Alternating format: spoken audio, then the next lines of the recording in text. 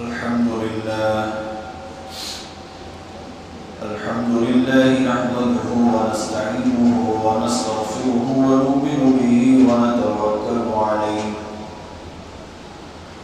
ونعوذ بالله من شرور أنفسنا ومن سيئات أعمالنا ونعوذ بالله من شرور أنفسنا ومن سيئات أعمالنا ونعوذ بالله من شرور أنفسنا ومن سيئات أعمالنا من يهد الله فلا مضل له ومن يضلله فلا هادي له ونشهد أن لا إله إلا الله وحده لا شريك له ونشهد أن سيدنا وسندنا ومولانا محمدا عبده ورسوله الذي أرسل إلى الناس كافة بين يدي الساعة بشيرا ونذيرا وداعيا إلى الله بإذنه وسراجا منيرا صلى الله تعالى عليه وعلى آله وبارك وسلم تسليما كثيرا أما بعد أعوذ بالله من الشيطان الرجيم بسم الله الرحمن الرحيم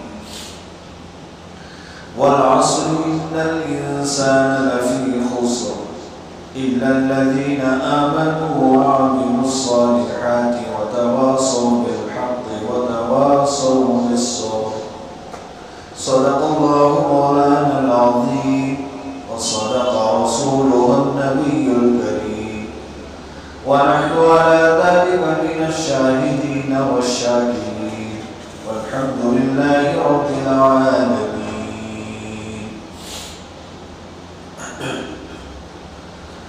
بزرگان محترم حاضرین کرام، ماہ مبارک سفر المظفر گزر رہا ہے. سفر المظفر سے متعلق بہت ساری رسومات، خرافات، غلط عقیدے اور بد اعتقادی پائی جاتی ہے، جیسا کہ اس مہینے کو منحوس سمجھنا، اسی طریقے سے آخری چاشبہ ہے، اور پتہ نہیں کیا کیا لوگوں میں یہ رسم و رواج پائے جاتے ہیں. گزشتہ 2-3 جمعوں سے میں نے عرض کیا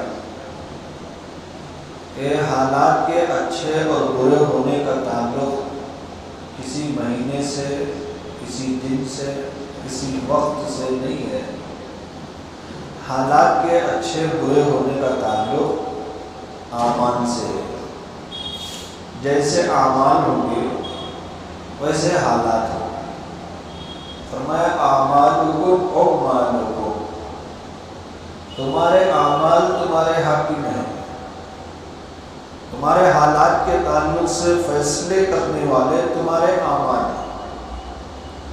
تم اپنے حالات جیسے بنانا چاہتے ہو ویسے اعمال کرو. حالات اچھے بنانا چاہتے ہو اچھے اعمال کرو. حالات برے بنانا چاہتے ہو تو برے اعمال کرو. تو حالات جیسے ہوں گے فیصلے ویسے ہوں گے، فیصلے جیسے ہوں گے حالات ویسے ہوں گے. تو اعمال کی اصلاح کرنا بہت ضروری ہے. جب اعمال کی اصلاح ہو جائے گی حالات خود بخود سدھر جائیں گے. جب اعمال کی اصلاح نہیں ہوگی، حالات کی کتنی بھی اصلاح کی جائے مزید حالات بگڑتے جائیں. حکیم طبیب جو ہوتا ہے بگڑے ہوئے جسم کا علاج کرتا ہے. بخار آ گیا، نزلہ ہو گیا، پیٹ درد ہو گیا، تو حکیم یا طبیب یا کوئی ڈاکٹر جب علاج کرتا ہے تو وہ دوائی دینے سے پہلے سب کے لیے ایک ٹیسٹ لکھ کے دیتا ہے. تاکہ بلڈ ٹیسٹ کر کے آؤ، بی پی ٹیسٹ کر کے آؤ، شوگر ٹیسٹ کر کے آؤ، فلاں فلاں ٹیسٹ لے کے آؤ. یہ ٹیسٹنگ کیوں ہے؟ تاکہ سب سے پہلے بیماری کا پتہ چلے. جب تک بیماری کا پتہ نہیں چلے گا دوائی کام نہیں آئے گی. ہے تو دوا قیمتی، بہت پاورفل، ہائی ڈوز سب ہے، لیکن بیماری کی تشخیص نہیں ہوئی، بیماری کا پتہ نہیں چلا، وہ دوائی بجائے مفید ہونے کے مضر ہو جائے، بجائے نفع دینے کے نقصان دے. اب دوائی کا ریاکشن ہو جائے گا. اب جو سر درد تھا، پتہ نہیں کہ سر میں درد کیوں آئے. عام طور سے جب لوگوں کو سر میں درد آتا ہے تو ان کے ذہنوں میں کچھ گولیاں ہوتی ہیں کہ کروسین کھا لو، جی فلاں کھا لو، یہ کھا لو، سر میں درد دور ہو جائے گی، اناسن کھا لو، فلاں 2-3 نام. سب تو ڈاکٹر ہیں. ان کے ذہنوں میں، ان کے علم میں جو دوائیوں کے نام ہوتے ہیں اس کے مطابق وہ دوا استعمال کر لیتے ہیں. کہ سر درد آیا تو کروسین کھا لیا، تھوڑے دیر کے لیے، تھوڑے وقت کے لیے سر میں درد کم تو ہو جائے گا، لیکن جب تک صحیح علم نہیں ہوگا یہ سر میں درد کیوں آیا ہے تب تک وہ سر میں درد دور نہیں ہوگا، ختم نہیں ہوگا. لہذا حکیم اور طبیب جو ہوتے ہیں وہ بیماری کو جڑ سے ختم کرنے کی کوشش کرتے ہیں. یہ نہیں کہ وقتی طور پر کم کر دیا پھر بار بار آ رہا ہے، کہ وقتی طور پر سر میں درد دور ہو گیا لیکن دوبارہ آ گیا، دوسرے دن آ گیا، تیسرے دن آ گیا، بار بار آ رہا ہے. تو جب جب وہ سر میں درد آ رہا ہے آپ ایک ایک گولی کھاتے جا رہے ہیں اور سمجھ رہے ہیں کہ یہ گولی ہے سر میں درد دور کرنے کی. تو جب بھی سر میں درد آیا آپ نے وہ گولی کھا لی. اب آپ کا ایمان بن گیا، آپ کا یہ ذہن بن گیا، آپ یہ سمجھ رہے ہیں کہ سر میں درد کی گولی فلاں گولی جب بھی آیا. لیکن کبھی بھی آپ نے یہ جاننے کی کوشش نہیں کی کہ یہ سر میں درد بار بار کیوں آتا ہے. کوشش نہیں. اگر آپ وہ کوشش کرتے، اس کا پتہ لگاتے کہ مجھے سر میں درد کیوں آ رہا ہے بار بار اور اس کا علاج کرتے تو پھر دیکھنا وہ سر میں درد دوبارہ نہیں آئے گا. یہی حال ہمارے حالات کا بھی ہے کہ ہمارے حالات بار بار بگڑ رہے ہیں، بار بار.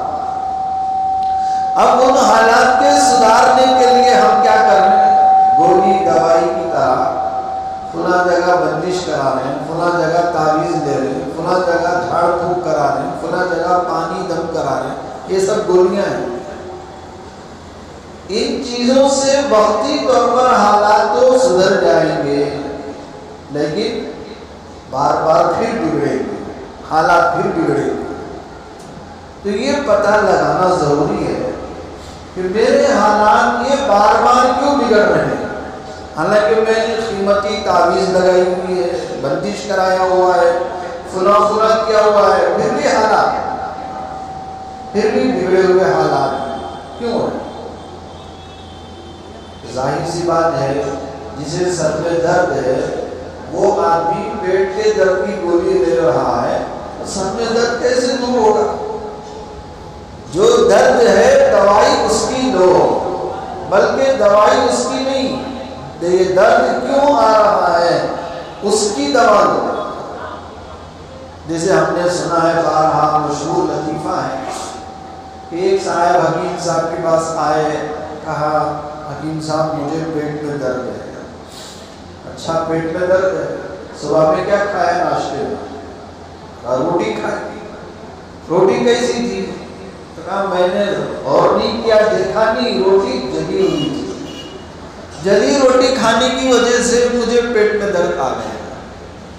تو حکیم صاحب نے یہ دوا دی، یہ دوا لے جاؤ، رات میں سونے سے پہلے آنکھ میں ڈال دو، آنکھ میں ڈال. تو پیشنٹ پریشان ہوا، بیمار کیا حضرت درد پیٹ میں ہے اور آپ آنکھ کی دوا دے رہے ہیں؟ تو حکیم صاحب نے بتایا تیرا علاج پیٹ کے درد کا نہیں آنکھ کا ہونا چاہیے کہ صحیح دیکھتا تو جلی ہوئی روٹی نہیں کھاتا، تو نے دیکھا نہیں جلی ہوئی روٹی کھائی پیٹ میں درد آیا۔ تو بیماری کے سبب کا پتہ لگاؤ۔ بیماری تو سب جانتے ہیں، جس کو درد ہو رہا ہے وہ اچھی طرح جانتا ہے کہ مجھے کیا ہو رہا ہے، سر میں درد ہو رہا ہے کہ پیٹ میں درد ہو رہا ہے کہ بدن میں درد ہو رہا ہے، بخار ہے، نزلہ ہے، وہ تو معلوم ہے بیمار، لیکن بیمار کو یہ نہیں معلوم کہ یہ درد کیوں آیا، بیمار کو یہ نہیں معلوم کہ مجھے بخار کیوں آ رہی ہے بار بار۔ اب وہ ڈاکٹر جو ہے ٹیسٹ لکھ کے دے گا، 2 دن دوائی دی، 3 دن دوائی دی، 1 ہفتہ دوائی دی، کم نہیں ہو رہا۔ اب وہ ڈاکٹر طبیب ٹیسٹ لکھ کے دے گا کہ جاؤ بلڈ ٹیسٹ کر کے آؤ۔ یہ کیوں دے رہا ہے؟ تاکہ بیماری کے آنے کا سبب معلوم ہو، یہ بخار بار بار کیوں آ رہی ہے۔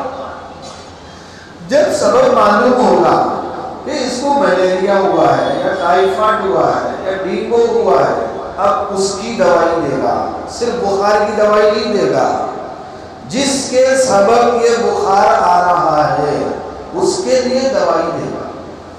یہ بات کوئی زیادہ دیر تک سمجھانے کی ضرورت نہیں ہے، یہ تو ہر آدمی سمجھتا ہے، لیکن ہمارے جو دنیا کے حالات ہیں ان کے بگڑنے کا سبب کیا ہے اس کی کوئی فکر نہیں کرتا۔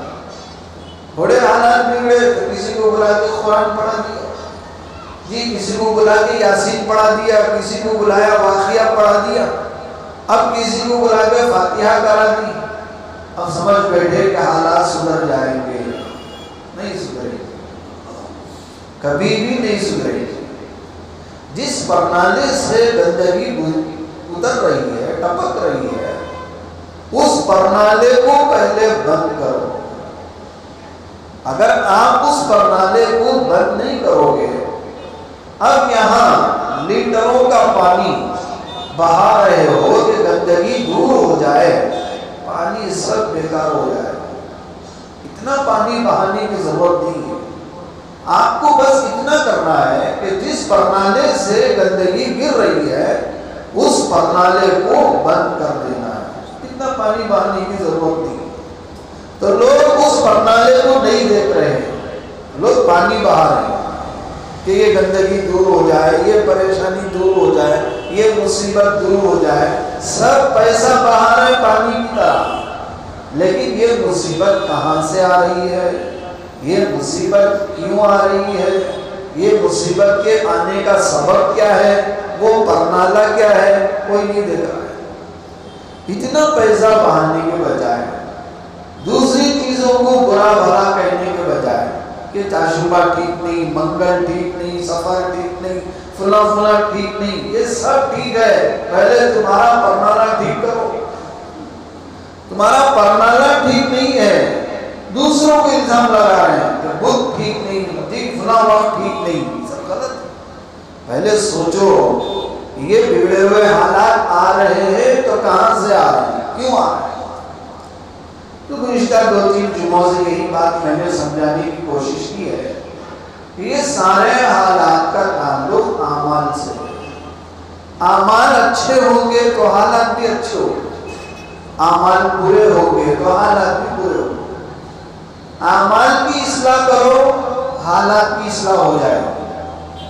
اعمال کی اصلاح نہیں کرو گے، حالات کو بنانے کے لیے لاکھ روپے خرچ کرو، لاکھ کوشش کرو، حالات نہیں سنوریں گے، حالات مزید بگڑیں گے۔ یہ اس طرح ہے جیسے کہا گیا کسی نے کہ مرض بڑھتا گیا جو دوا کی، جیسے جیسے دوا کھاتے جا رہے لوگ بیماری بڑھتی جا رہی ہے۔ یہ دوا آدمی کھاتا ہے بیماری دور کرنے کے لیے، لیکن جب دوا آدمی بے وجہ کھاتا رہے یا اسے پتہ ہی نہیں چل رہا ہے کہ بیماری کون سی ہے، دوا کون سی ہے، تب دوا کھا رہا ہے تو بیماری میں اضافہ ہوگا، اب ایک بیماری نہیں، ایک بیماری کے سبب دسیوں بیماریاں آئیں گی، دسیوں بیماری۔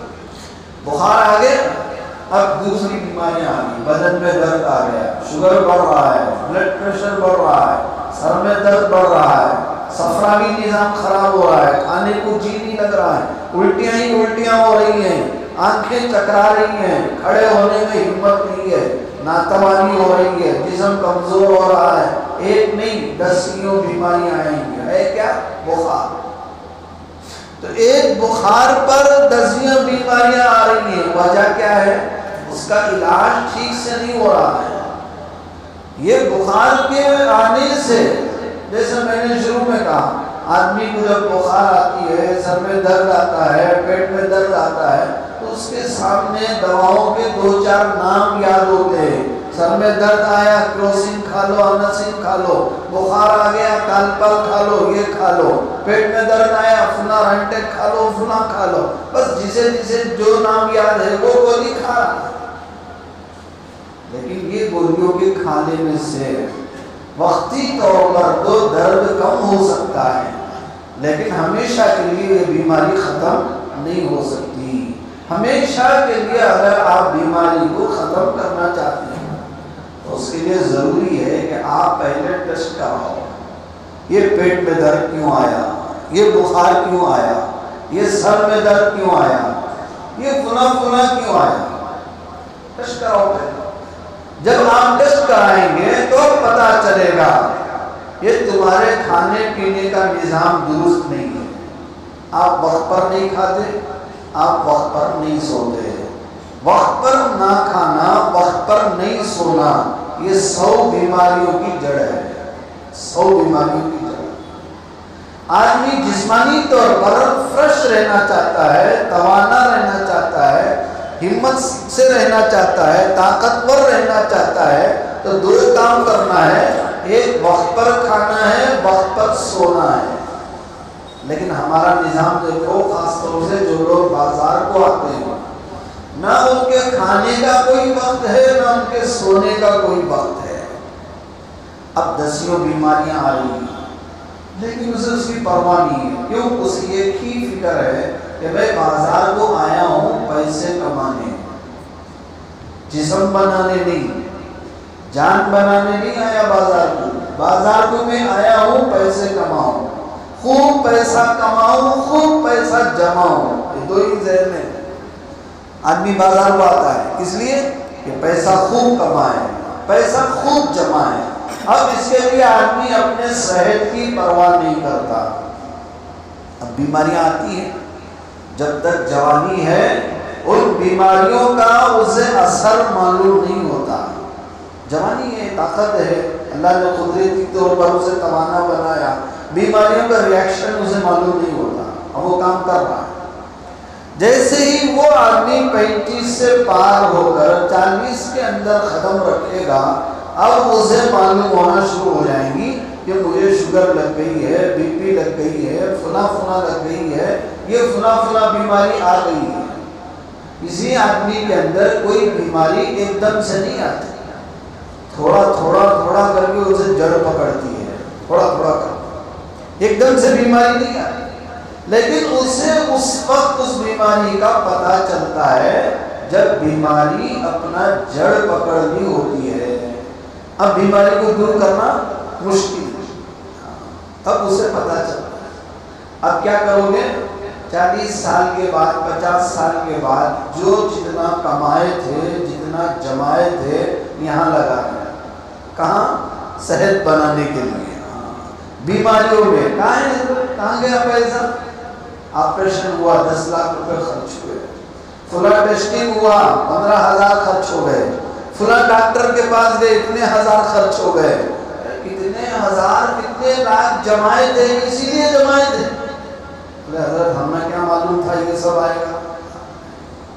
بعد میں آنے سے، بعد میں پتہ چلنے سے کوئی فائدہ نہیں، پہلے بتا رہے سمجھ لو۔ یہی حال میدان محشر میں بھی ہوگا۔ میدان محشر ہمیں کیا معلوم نمازیں چھوڑنے کا اتنا بڑا عذاب ہے، ہم نہ کیا معلوم زکات نہیں دینے کا اتنا بڑا عذاب ہے، ہم نہ کیا معلوم دوسروں کا حق دبانے سے یہ سزا ملتی ہے، ہم نہ کیا معلوم یہ کرنے سے یہ سزا، وہ کرنے سے یہ سزا، بعد میں پچھتائیں گے۔ بعد میں پچھتانے سے کوئی فائدہ نہیں ہے۔ پہلے بتا رہے سنبھل جاؤ، پہلے بتا رہے سدھر جاؤ، پہلے بتا رہے خود کی اصلاح کر لو، انشاءاللہ بعد میں پچھتانا نہیں ہوگا، بعد میں پچھتانے کی نوبت نہیں آئے گی، خوشی ہی خوشی ہوگی۔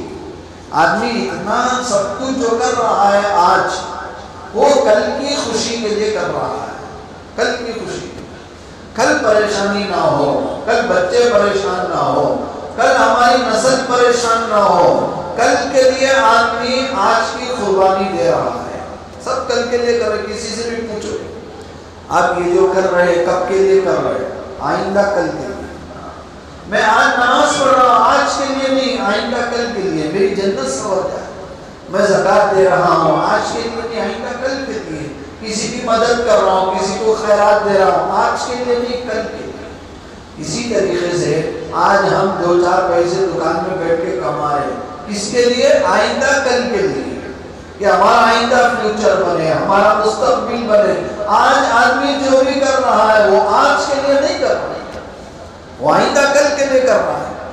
تو آپ کا یہ آئندہ کل آخرت کے لیے ہو جائے تو کتنی بڑی بات ہے، کیونکہ آئندہ کل کبھی پچھتانا نہیں ہوگا۔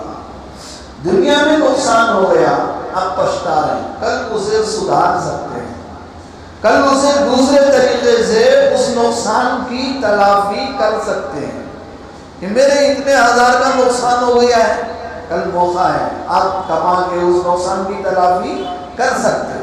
لیکن آخرت کا جو کل ہے اس کے بعد کوئی کل نہیں ہے، اس کے بعد کوئی کل نہیں، وہ آخری کل ہے۔ آئندہ کل میدان محشر کا جو آئندہ کل آنے والا ہے اس کے بعد کوئی آئندہ نہیں ہے کہ آپ ہونے والے نقصانات کی تلافی کر سکیں۔ ایک میدان محشر ہے، ایک محشر ہے، ایک قیامت ہے، ہر آدمی کے مرتے ہی آدمی جیسے مر جاتا ہے، آپ صلی اللہ علیہ وسلم نے فرمایا اذا مات الانسان قد خامت قیامتہ، آدمی جب مر جاتا ہے تو اس کی قیامت تبھی شروع ہو جاتی ہے، اس کی قیامت شروع۔ دنیا میں کیے ہوئے اعمال کا بدلہ خبر سے ہی ملنا شروع ہو جاتا ہے۔ اچھے اعمال تھے، اچھے حالات تھے، خبر جنت، برے اعمال تھے، برے حالات تھے تو خبر دوزخ، تو خبر سے ہی اس کا بدلہ ملنا شروع ہو جاتا ہے۔ اب وہ خبر والے روزانہ 1000 بار، لاکھ بار اللہ سے دعا کرتے ہیں یا اللہ ایک بار زمین کے اوپر بھیج دے، ایک بار بھیج دے، زمین کے اوپر بھیج دے، جو بھی ہے میرا ہے، میں سب خرچ کر کے آؤں گا۔ تو فرشتہ کہتا ہے تیرا اوپر جانا ناممکن ہے، ہم چاہیں بھی بھیجیں تو تو نہیں جا سکتا۔ پوچھا کیوں نہیں جا سکتا؟ یہ تو یہ زمین خود تجھے اوپر بھیجنے کے لیے تیار نہیں ہے، یہ زمین خود دعا کر رہی ہے، بدعا کر رہی ہے، یا اللہ جب تک یہ میرے اوپر چلتا پھرتا تھا میرے اوپر بوجھ تھا، اسے دوبارہ اوپر مت بھیج۔ ایک تو زمین خود بول رہی ہے، دوسرا کیا ہے تو دنیا میں جا کے آخر کیا کرے گا، تیرا تو کچھ ہے نہیں، جو بھی لاکھوں کا بیلنس چھوڑ کے آیا ہے وہ تو اولاد بانٹ لی ہے، وہ تو تیرے رشتہ دار بانٹ لیے ہیں، اب تو جائے گا تو تیرا ہے کیا خرچ کرنے کے لیے؟ ہے نہیں۔ دوسری تیسری وجہ وہ کہے گا اب تو اوپر جا کے بھی نمازیں روزہ زکات ادا بھی کرے کوئی فائدہ نہیں، کیوں؟ زندگی ایک بار ملتی ہے، اسی زندگی کی نماز قبول ہوتی ہے، دوبارہ زندگی تو نہیں ہے، پھر بھی تو چلا بھی جائے تو نماز قبول نہیں ہوگی، کوئی اجر نہیں ملے گا، تلاوت بھی کرے کوئی اجر نہیں، کیوں؟ زندگی ختم ہو گئی، موقع ایک بار ملتا ہے، موت ایک بار آتی ہے، اس کے بعد دوبارہ زندگی نہیں۔ اگر زندگی ہے تو میدان محشر کے بعد، پھر اس زندگی کے بعد کوئی موت نہیں ہے، ہمیشہ کے لیے رہنا ہے، یا تو جنت میں رہنا ہے نہیں تو جہنم میں رہنا ہے، کہیں بھی رہو ہمیشہ کے لیے رہنا ہے۔ تو بہرحال آج ہمارے جتنے بھی جو بھی حالات ہیں وہ سب اپنے ہاتھوں کے کیے ہوئے اعمال کے سبب ہے، اعمال کے سبب۔ ہم چاہتے ہیں کہ حالات سدھر جائیں، حالات بن جائیں، تو اعمال کو سدھارو، اعمال کی اصلاح کرو۔ اعمال کی اصلاح کرنے کے بجائے دوسروں پر الزام لگانا، دوسروں کو گالی دینا، دوسروں کو برا بھلا کہنا، یہ عقل مندی نہیں ہے۔ لوگ سفر کے مہینے کو برا کہہ رہے، فلاں دن کو برا کہہ رہے، لوگ حکومت کو برا کہہ رہے، لوگ حاکم کو برا کہہ رہے، لوگ منسٹر کو برا کہہ رہے، فلاں فلاں کو برا کہہ رہے۔ جب سے یہ دن آیا تب سے نحوست، جب سے انہیں کرسی میں بیٹھا جب سے نحوست، جب سے یہ حکومت آئی جب سے نحوست، جب سے یہ ہوا یہ نحوست، جب سے فلاں بہو آئی تب سے وہ نحوست، تب سے فلاں کام ہوا تب سے وہ نحوست، یہ تب سے نحوست، تب سے نحوست۔ یہ جو نحوست کا تصور ہے اس کا تعلق کسی سے نہیں ہے، ہمارے اعمال سے۔ جب سے تو بگڑا تب سے نحوست، جب سے تو نے نمازیں چھوڑی تب سے نحوست، جب سے تو نے نیک اعمال چھوڑے تب سے نحوست، جب سے تو نے نافرمانی شروع کی تب سے نحوست، جب سے تو نے فلم دیکھنا شروع کیا تب سے نحوست، جب سے تیرے گھر میں ٹی وی آئی تب سے نحوست، جب سے تیرے گھر میں حرام مال آیا تب سے نحوست۔ یہ ہے حقیقت۔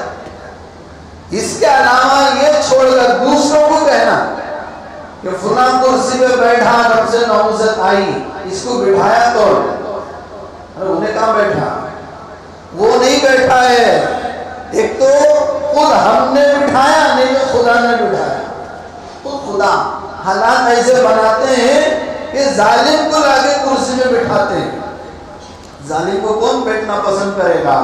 کوئی پسند نہیں کرے گا، لیکن جب اللہ چاہتے ہیں تؤتی الملک من تشاء وتنزع الملک ممن تشاء، یہ آیت ہے کہ جسے چاہتا ہے تو بادشاہت دیتا ہے، جس سے چاہتا ہے بادشاہت چھین لیتا ہے۔ بادشاہت دینا اسی کے ہاتھ میں، بادشاہت لے لینا اسی کے ہاتھ میں، وہ جسے چاہتا ہے بادشاہت کرسی دیتا ہے۔ تو کبھی کبھی عقل ٹھکانہ لگانے کے لیے، قوم کو ہوش میں لانے کے لیے، قوم کو دوبارہ سدھارنے کے لیے ظالم بادشاہ کو بھی مسلط کرتے ہیں۔ جیسے بنی اسرائیل ہے، بہت بڑی قوم ہے، اللہ تبارک و تعالیٰ نے بنی اسرائیل میں ہزاروں انبیاء بھیجے، ہزاروں انبیاء، بڑے بڑے برگزیدہ نبی بنی اسرائیل میں آئے۔ بنی اسرائیل یعقوب علیہ السلام ہے، یوسف علیہ السلام ہے، حضرت عیسیٰ علیہ السلام ہے، حضرت موسیٰ علیہ السلام ہے، حضرت سلیمان علیہ السلام ہے، حضرت داؤد علیہ السلام ہے۔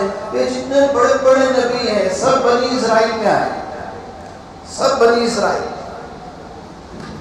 لیکن جتنے بڑے بڑے برگزیدہ نبی آئے ان میں انہوں نے نبی کو ستانا شروع کیا، نبی کو مارنا شروع کیا، بڑے بڑے برگزیدہ نبیوں کو انہوں نے شہید کر دیا۔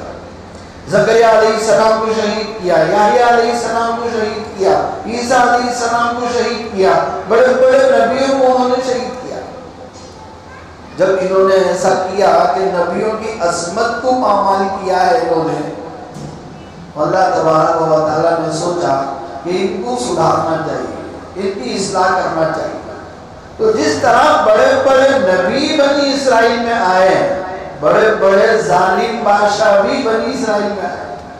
نمرود بنی اسرائیل میں آیا، قارون بنی اسرائیل میں آیا، فرعون بنی اسرائیل میں آیا، بخت نصر بنی اسرائیل میں آیا۔ یہ سب کافر جابر ظالم بادشاہ ہیں بنی اسرائیل میں۔ جس قوم پر وہ خدا اتنے بڑے نبی بھیج سکتا ہے، اتنے بڑے ظالم بادشاہ بھی بھیج سکتا ہے۔ بھیجا کیوں بھیجا؟ سدھارنے کے لیے، سدھرو۔ تو جب بنی اسرائیل فرعون کے ہاتھوں پس رہی تھی، غلامی کی زندگی بسر کر رہی تھی، نبیوں کی اولاد ہے لیکن فرعون کی غلام ہے،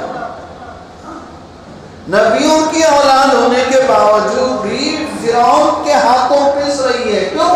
اعمال صحیح نہیں تھے، حالات بگڑے. اعمال صحیح نہیں تھے، حالات ایسے بگاڑے اللہ نے کیا وہ فرعون کے ہاتھوں پس رہے. جب پستے پستے پستے عاجز ہو گئے، بے بس ہو گئے، ہاتھ اڑ گئے خدا کے سامنے، مجبور ہو گئے، ہاتھ اڑے یا اللہ بس اب تو بہت ہو گیا، اب کرم کر، اب رحم کر، اب ہم آئندہ ایسا کام نہیں کریں گے. تو اللہ نے موسیٰ کو بھیجا، جاؤ بنی اسرائیل سے نجات دلاؤ. جب نجات مل گئی، فرعون پانی میں غرق ہو گیا، لیکن اپنی جو عادت ہے، جیسا بولتے ہیں کو کسی کی دم ٹیڑھی کی ٹیڑھی ہوتی ہے، ان کی فطرت بھی ٹیڑھی. اپنے آنکھوں سے سمندر میں راستے دیکھے، اپنی آنکھوں سے آسمان سے مننا و سلوہ اترتا ہوا دیکھا، اپنے آنکھوں سے سمندر کے 12 راستے دیکھے، اور اپنی آنکھوں سے پہاڑوں کے علاقے میں طور سینا میں 12 چشمے دیکھے، اور پانی کا کوئی تصور ہی نہیں. اللہ نے 12 چشمے دیے. یہ 12 راستے 12 چشمے کیوں؟ ان کے 12 قبیلے تھے، ایک چشمہ دیتا تو لڑکے مریں گے، اس لیے 12 کو 12 دیا. 12 کو 12 راستے دیے، 12 قوم 12 قبیلوں کو 12 چشمے دیے. اپنے اپنے چشمے سے پانی لو. اتنا سب کچھ دیکھ کر بھی انہوں نے موسیٰ علیہ السلام طور پر گئے اللہ کے سامنے کتاب لانے کے لیے. یہاں انہوں نے گائے کی پوجا شروع کر دی، گائے کی پوجا شروع کر دی. اب موسیٰ علیہ السلام واپس آئے، کہنے لگے موسیٰ کون سے خدا کی تلاش میں چلے گئے پہاڑ میں؟ ہمارا خدا تو یہاں ہے، دیکھو بھائی بھائی کر رہا ہے، بلا رہا ہے، ہمارا جواب دے رہا ہے، تم کہاں تلاش کرنے چلے گئے؟ اتنی بیوقوف قوم تھی وہ، اتنی احمق قوم کہ 40 دن کے لیے موسیٰ اوپر گئے ہیں، نیچے گائے کی پوجا شروع ہو گئی. تو ستایا انہوں نے موسیٰ علیہ السلام کو بھی ستایا. پھر اس کے بعد داؤد علیہ السلام کے زمانے سے پہلے اللہ نے ایک ظالم بادشاہ کو مسلط کیا، جالوت نام کا. جالوت نام کا بادشاہ اتنا ظلم ڈھایا بنی اسرائیل پر، مجبور ہو کے ہاتھ اڑ گئے. یا اللہ نہیں ہوتا، آئندہ نہیں کریں گے. ایک نیک بادشاہ کو بھیج، نیک بادشاہ. اس وقت اللہ والے نے حضرت یوشع علیہ السلام اللہ سے دعا کی، یا اللہ قوم اب سدھرنا چاہتی ہے، اپنے ایک بادشاہ کو بھیج. بادشاہ جو ہے تمہارے آدمیوں میں سے ایک آدمی بنے گا، ہم اس کو بتائیں گے کون ہوگا. تو اللہ تعالیٰ نے نام بتایا کہ طالوت کو بادشاہ بنایا جائے. طالوت کو بادشاہ بنایا، لیکن طالوت جو ہے سوسائٹی میں کوئی بڑا آدمی نہیں تھا، چھوٹا آدمی تھا. لوگ یہ بھی دیکھتے ہیں انہیں کیسا بادشاہ بن سکتا ہے، یہ آدمی کیسا صدر بن سکتا ہے، یہ آدمی امیر کیسے بن سکتا ہے، ہم بڑے لوگ ہیں، ہمارے ہوتے ہوئے یہ امیر نہیں. ایسا بھی ہوتا ہے. تو یوشع علیہ السلام نے کہا آسمان سے ایک صندوق آئے گا، جس کے پاس اترے گا وہ بادشاہ ہوگا. تو آسمان سے موسیٰ علیہ السلام کا تابوت آیا. موسیٰ علیہ السلام کی پگڑی تھی، عصا تھا، قمیص تھی، بہت ساری چیزیں تھی، نشانیاں. سیدھے تابوت کے پاس آ کے اتر گیا. تو لوگ ماننے پر مجبور ہو گئے، کیوں؟ پہلے سے پسے ہوئے ہیں، آئندہ پسنا نہیں چاہتے، اس نے مان لیا. تو پھر کیا ہوا؟ طالوت اور داؤد اور سلیمان، ان بادشاہوں کی بھی نافرمانی شروع کی انہوں نے. یہ بادشاہ بھی تھے، نبی بھی تھے، ان کو بھی ستانا شروع کیا. تو جالوت کے بعد اللہ نے اور ظالم بادشاہ کو بھیجا، وہ بخت نصر. بخت نصر کے بارے میں آتا ہے بنی اسرائیل کی قوم میں گھس کر، گھروں میں گھس کر، نہ مرد دیکھا، نہ بوڑھے دیکھے، نہ بچے دیکھے، اتنا خون بہایا کہ پورے علاقے میں خون کی ندیاں بہنے لگی. یہ ظالم بادشاہ کو مسلط کرنے والا بھی کون ہے؟ اللہ تعالیٰ. کیوں مسلط کرتا ہے؟ کہ اعمال دیکھو پہلے، تمہارے اعمال ٹھیک نہیں ہیں. یہ حاکم بعد میں بنتے ہیں، پہلے تمہارے اعمال حاکم ہیں. اعمالکم اموالکم، تمہارے اعمال تمہارے حاکم گورنر ہیں. تمہارے اعمال ہی تمہارے بارے میں فیصلہ کرتے ہیں. لیکن لوگ اپنے اعمال کی طرف نہیں دیکھتے. اپنے اعمال سے بے خبر ہو گئے ہیں، اپنے اعمال پر مطمئن نہیں لوگ، مطمئن، کوئی نماز نہیں پڑھ رہا ہے تب بھی مطمئن ہے، اور جو نماز پڑھ رہا ہے وہ بھی مطمئن ہے کہ میں تو نمازی ہوں، مجھے بھی مطمئن ہے۔ سب کو اپنے اپنے حالات پر مطمئن ہے، لیکن حالات ٹھیک نہیں۔ کسی کو بھی کھڑا کے پوچھو بھائی تیرا کیا حال ہے، وہ گھنٹہ اپنی کہانی سنائے گا، کیا حال ہے، ایسا بولے میری یہ پریشانی ہے۔ نہیں بھائی، دوسرے کی پریشانی تو بہت بڑی ہے، نہیں حضرت میری اس سے بڑی پریشانی ہے، ایک ایک کو کھڑا کر کے پوچھو، ایک ایک بتائے گا میری یہ پریشانی ہے، ظاہر میں کچھ اور ہے اندر کچھ اور ہے۔ تو بتاؤ سب کے یہ حالات کیوں بگڑے ہوئے ہیں؟ جب عمومی حالات بگڑے ہوئے ہیں تو یہ اس بات کی دلیل ہے کہ لوگ عمومی طور پر اپنے اعمال سے بے خبر ہیں، عمومی طور پر کسی کو بھی اپنے عمل کی پرواہ نہیں ہے، کسی کو بھی اپنے اعمال کی پرواہ نہیں ہے، اسی لیے حالات بگڑے ہوئے۔ جب کوئی مرض جو ہے عام ہو جاتا ہے، سب میں پھیل جاتا ہے، تو حالات بھی عام ہوتے ہیں۔ عام حالات بگڑے ہوئے ہیں تو معلوم ہے عام بیماری ہے آپ لوگوں میں، وہ ہے اپنے عمل سے غفلت، اپنے عمل سے غفلت کہ میرے عمل کیا ہے۔ صبح اٹھنے سے لے کر رات کو سونے تک کبھی کسی نے اپنے اعمال کا جائزہ لیا؟ بولو، صبح اٹھتے ہی وہ آدمی جی منہ ہاتھ دھو کر وضو وغیرہ کر کے نماز پڑھ کے قرآن کھولا ہے، دیکھو کوئی ہے اس میں کتنے ملیں گے جنہوں نے ہاں کہی، ہاں حضرت الحمدللہ میں صبح اٹھا فجر پڑھا اور قرآن پڑھا، لیکن بہت سارے ایسے ملیں گے فجر پڑھے ہیں یا نہیں پڑھے ہیں، قرآن پڑھے ہیں یا نہیں پڑھے ہیں یہ تو نہیں معلوم، ماشاءاللہ قابل مبارک باتیں بولو، ضرور واٹس ایپ فیس بک پڑھے ہوں گے صبح ہوتے ہی، جیسی صبح ہوئی فون کھولا واٹس ایپ پڑھا، فیس بک پڑھا، فلاں پڑھا، فلاں پڑھا، کیوں؟ یہی تو اولین کام ہے، اسی سے تو میری جنت بنے گی، اسی لیے سب لوگ وہ کام کرتے ہیں۔ ایک دن ایک لمحہ آدمی بغیر فون کے نہیں رہ سکتا، یہ ایسا مرض ہے لوگوں میں، ایک ایسی بیماری ہے کہ ایک لمحے کے لیے آدمی بغیر فون کے نہیں رہ سکتا۔ جی ایک گھنٹہ چونکہ ہم سن رہے ہیں بول رہے ہیں اس لیے وہ فون جیب میں ہے، لیکن جیسے مسجد کے باہر جائیں گے آٹومیٹک کوئکلی ہاتھ جیب میں جائے گا، باہر ایک موبائل نکلے گا، پھر شام تک دوبارہ وہ اندر نہیں جائے گا۔ یہ مرض ہے، یہ مرض اتنا اندر پکڑ لیا ہے جڑ، یہ بڑے تو بڑے مرد تو مرد، بوڑھوں سے لے کر عورتوں سے لے کر چھوٹے سے چھوٹے بچوں تک یہ بیماری ہے، چھوٹے سے چھوٹے بچوں تک۔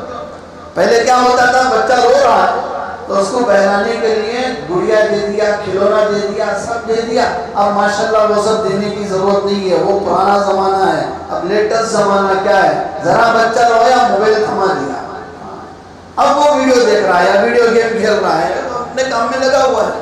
اب ماں باپ مست ہیں، سکون سے ہیں کہ بچہ خاموش ہے۔ کبھی ہم نے نہیں سوچا کہ اس موبائل کے اندر پائے جانے والی بیکٹیریاز ہیں، روشنی جو چوائے آنکھوں کو مار رہی ہیں، بچے کے صحت پر کتنا غلط اثر پڑ رہا ہے، کبھی نہیں دیکھا۔ کیوں؟ اس لیے کہ جب ہم نے اپنے صحت کی پرواہ نہیں کی اور ان کے صحت کی کیا پرواہ کریں گے، کوئی پرواہ نہیں ہے۔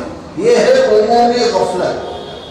جب لوگوں میں عمومی غفلت ہوتی ہے حالات بھی عمومی طور پر بگڑتے ہیں۔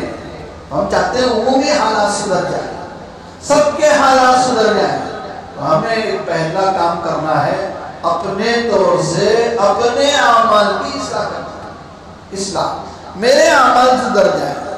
تھوڑے بہت جو لوگ فکر کر رہے ہیں وہ اوروں کے اعمال کی اصلاح کی فکر کر رہے ہیں کہ دوسرے لوگ سدھر جائیں، اپنا کیا ہے، اپنا کیا ہے، جب دوسرے سدھر جائیں گے تو ان کا ثواب مجھے مل جائے گا، میری اصلاح ہوئی تو کیا فرق پڑتا، نہیں ہوئی تو کیا فرق پڑتا، میرے بلانے سے ایک آدمی نماز پڑھ رہا ہے تو اس کی نماز کا ثواب مجھے بھی مل رہا ہے، تو کتنا بڑا اجر ہے، میری اصلاح کی کیا ضرورت ہے۔ اس لیے لوگ اپنی اصلاح سے غافل ہو رہے ہیں، لیکن جب تک خود کی اصلاح نہیں ہوگی اوروں کی اصلاح کرنے سے ہمارا فائدہ نہیں ہوگا۔ فرض کیجئے اگر ہم دوسروں کو دین کی دعوت دے رہے ہیں، دوسروں کو سمجھا رہے ہیں، دین کی بات بتا رہے ہیں۔ اس کی مثال شیخ سعدی نے اپنی کتاب میں فرمایا۔ کیا فرمایا؟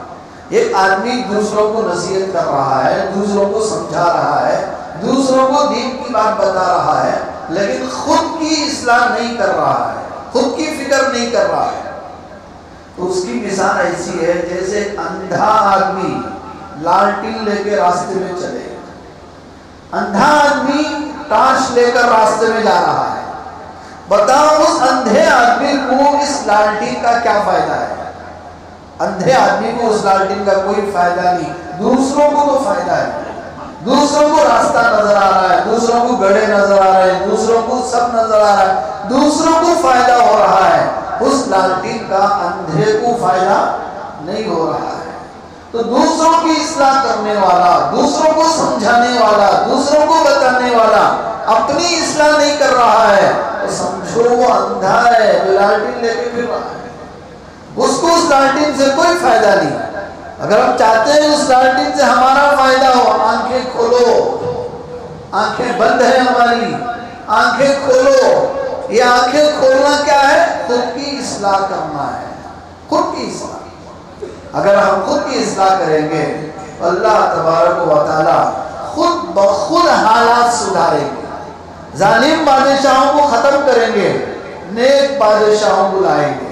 اللہ کے خزانے میں ٹیپو کی کوئی کمی نہیں ہے کہ ٹیپو آیا گیا چلا گیا، اللہ کے خزانے میں ایک ہی ٹیپو تھا، ختم ہو گیا۔ اللہ کے خزانے میں ہزاروں ٹیپو ہیں، لاکھوں ٹیپو ہیں، وہ آج بھی بھیج سکتا ہے، اللہ قادر ہے۔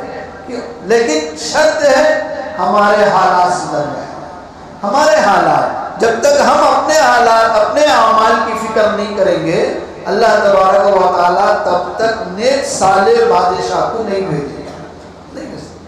جالوت نافرمان ظالم جابر بادشاہ تھا، لوگوں نے توبہ کی، معافی مانگا اور اپنے حالات سدھارے، تو اللہ نے انہی میں سے نیک صالح بادشاہ طالوت کو بھیجا، پھر داؤد کو بھیجا۔ انہوں نے ایک بادشاہ مانگا تھا، لیکن توبہ کرنے پر اللہ نے 3 نیک بادشاہ بھیجے، اس میں 2 نبی ہیں۔ ایک طالوت ہے، نیک صالح ہیں، نبی نہیں تھے۔ دوسرے اللہ نے داؤد علیہ السلام کو بھیجا، بادشاہ بھی تھے، نبی بھی تھے۔ پھر ان کے بعد سلیمان علیہ السلام کو بھیجا، انہی کے بیٹے ہیں، بادشاہ بھی ہیں، نبی بھی ہیں۔ جب توبہ کرو گے، جب اپنی اصلاح کرو گے، اللہ پاک اپنی سنت وہی لوٹائیں گے، آج بھی وہ نیک بادشاہ عطا کرے گا۔ آج کوئی ظالم بیٹھا ہوا ہے، آج کوئی غلط آدمی بیٹھا ہوا ہے، تو اللہ تبارک و تعالیٰ یہ بتانا چاہتے ہیں کہ یہ تمہارے غلط اعمال کی وجہ سے، تمہیں چوکنا کرنے کے لیے، تمہیں چالاک کرنے کے لیے۔ یہ سمجھو یہ دنیا پیسے جمانے کی جگہ نہیں ہے، یہ دنیا دولت جمع کرنے کی جگہ نہیں ہے۔ ایک عمومی طور پر لوگوں کے اندر ایک بیماری آئی کہ کماؤ جماؤ، کماؤ جماؤ، اللہ نے ظالم بادشاہ بھیجا، یہ پیسہ ہی تو جڑ ہے نا، ختم کرو اسے۔ 500 کو بھی مار دیا، 1000 کو بھی مار دیا، کہ جمانے کی خراب عادت ختم کرو، نکال دیا نا عادت۔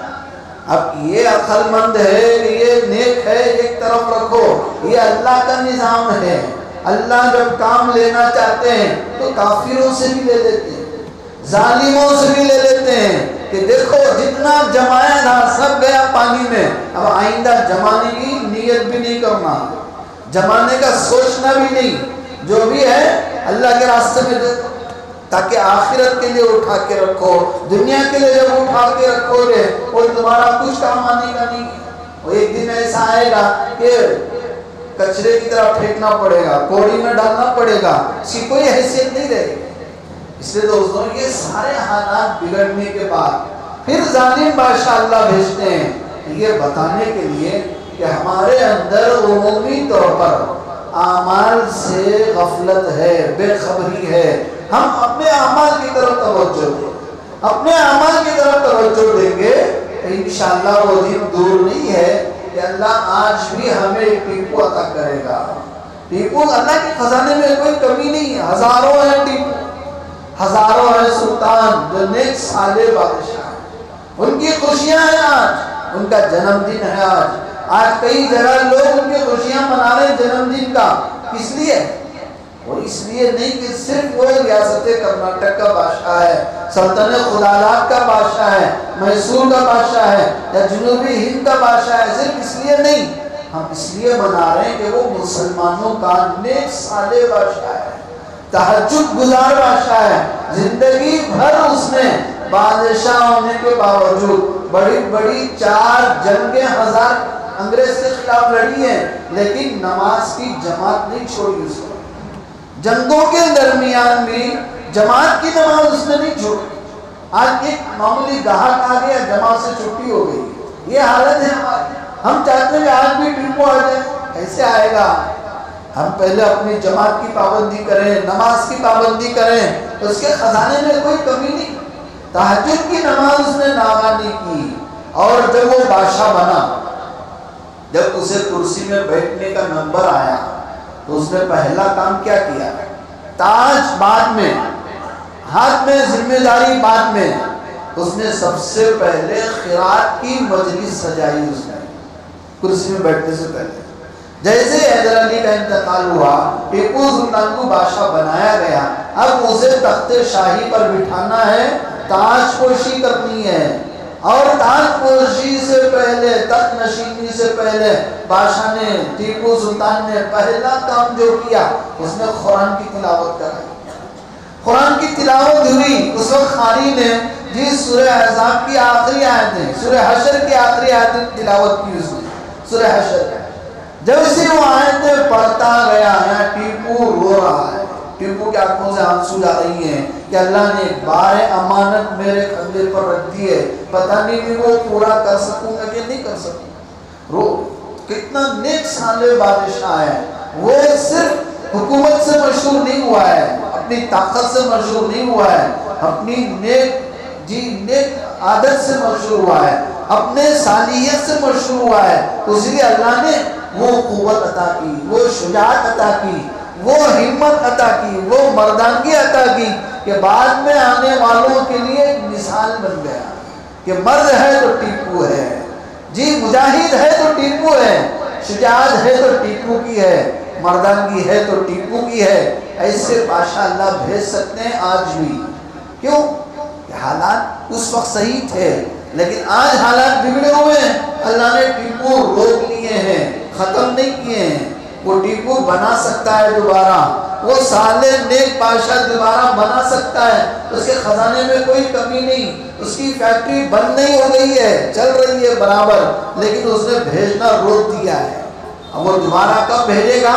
جب ہم خود اپنے حالات سے توبہ کریں گے، توبہ کریں گے اپنے حالات سے، بدعملیوں سے، اور نیک اعمال شروع کریں گے، انشاءاللہ وہ آئندہ ٹیپو کی شکل میں ایک نیک بادشاہ بھیج سکتا ہے، عادل بادشاہ بھیج سکتا ہے، حالات جیسے بھی ہو۔ اس لیے دوستو، حالات بننے بگڑنے کا تعلق ہمارے اعمال کے ساتھ ہے۔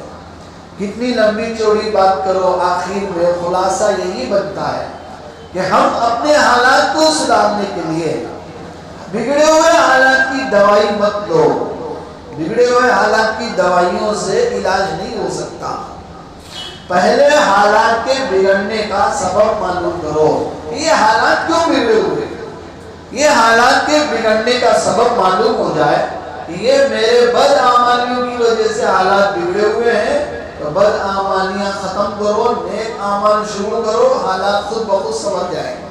جیسا کہ میں نے شروع میں کہا کہ بیماری کا پتہ لگانے سے پہلے کسی بھی دوائی کا کھا لینا یہ علاج نہیں ہے، یہ عقل مندی نہیں ہے۔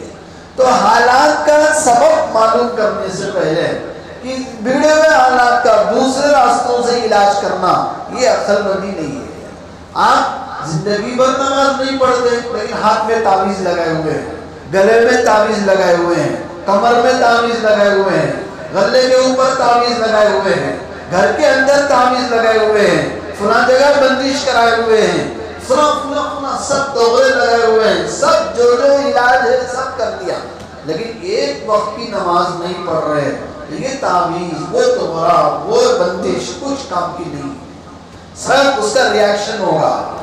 آپ سر میں درد کے لیے پیٹ میں درد کی گولی کھائیں گے، تو سر میں درد کم نہیں ہوگا، زیادہ ہوگا۔